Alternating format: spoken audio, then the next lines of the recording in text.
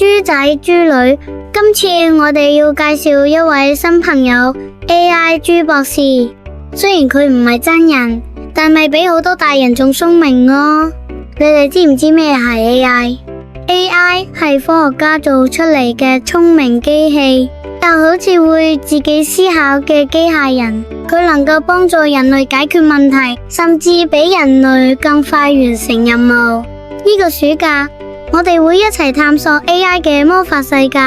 跟住落嚟嘅20堂課，會分別要介紹學習 AI 指令，叫 AI 幫你完成一啲任務，例如解答題目、創作圖畫、揾資料、發掘潛能，仲會解決點樣將 AI 應用喺日常生活學習。準備好成為小小 AI 專家。